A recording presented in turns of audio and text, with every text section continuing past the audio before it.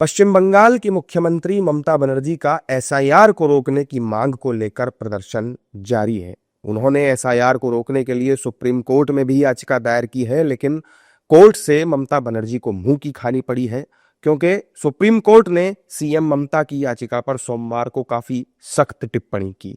यहां आपको बता दें कि कोर्ट ने एसआईआर की प्रक्रिया में बाधा डालने की इजाजत देने से साफ इनकार कर दिया है। सुप्रीम कोर्ट से फटकार के बाद सियासी माहौल गरमा गया है।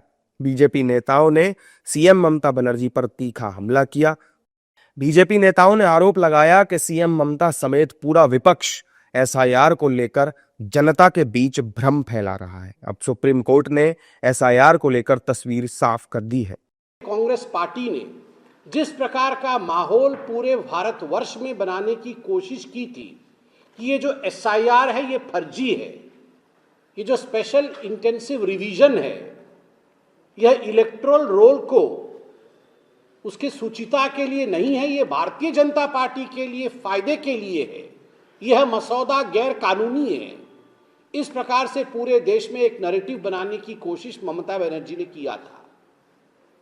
ममता बनर्जी यहां तक विषय को लेकर आई थी कि वो खुद सुप्रीम कोर्ट में एक पिटिशनर के रूप में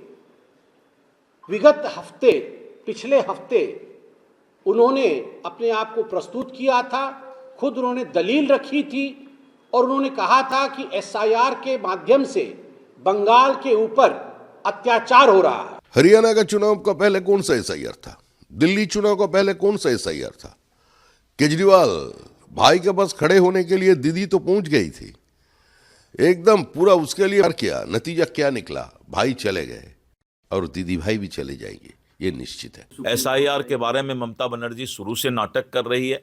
टीएमसी के गुंडागर्दी जिस तरह से बंगाल में बढ़ता जा रहा है और बंगाल की जनता उसको उखाड़ फेंकने के लिए तैयार है, इसीलिए ममता बनर्जी अब बंगाल छोड़ करके दिल्ली का दौरा करने लगे हैं और दिल्ली आकर के और सुप्रीम कोर्ट, जो कि बिहार में एसआईआर की शुरुआत हुई, सुप्रीम कोर्ट के समीक्षा में बिहार में जो है इतना बड़ा एसआईआर का और जो है चुनाव भी कराया गया। किसी तरह की कोई एक भी मतदाता को समस्या नहीं हुई। एसआईआर का मतलब ही है मतदाता सूची का शुद्धिकरण, लेकिन जिस तरह से ममता बनर्जी ने दिल्ली जाकर के नाटकबाजी करने का प्रयास किया है, सुप्रीम कोर्ट को भी पता है कि चुनाव आयोग पारदर्शिता के साथ एसआईआर का और आयोजन कर रही है। अब देखिए, ऑनरेबल सुप्रीम कोर्ट ने 440 वोल्ट का झटका दे दिया है ममता बनर्जी को।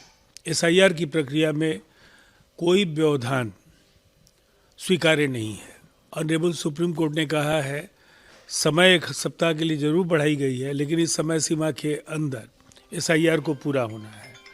और मुझे लगता है अब ममता बनर्जी के साथ साथ जिन लोगों को पहले एसआईआर के खिलाफ बिहार में याचिकाएं दायर करने का मौका मिला, उन्हें भी समय समय पर सुप्रीम कोर्ट ने लताड़ लगाई। और अब पश्चिम बंगाल चुनाव के ठीक पहले ममता बनर्जी को भी एक बड़ा झटका लगा है। पश्चिम बंगाल में विधानसभा चुनाव से पहले एसआईआर की प्रक्रिया चल रही है, जिसे लेकर ममता बनर्जी लगातार धरना प्रदर्शन कर रही हैं और इसके अलावा मार्च भी निकाल रही हैं। कुछ ही दिन पहले उन्होंने बंगाल में एसआईआर को रोकने के लिए दिल्ली में प्रदर्शन किया था। प्रदर्शन के बाद सीएम ममता ने मुख्य चुनाव आयुक्त ज्ञानेश कुमार से भी मुलाकात की थी। इस दौरान उन्होंने चुनाव आयोग पर धोखाधड़ी करके नाम काटने का आरोप लगाया था। सीएम ममता बनर्जी समेत सभी विपक्षी दल केंद्र सरकार पर लगातार एसआईआर के जरिए नाम काटने का आरोप लगा रहे हैं। हालांकि सुप्रीम कोर्ट ने सीएम ममता और विपक्ष के आरोपों को खारिज करते हुए साफ कर दिया है कि राज्य में एसआईआर की प्रक्रिया नहीं रुकेगी।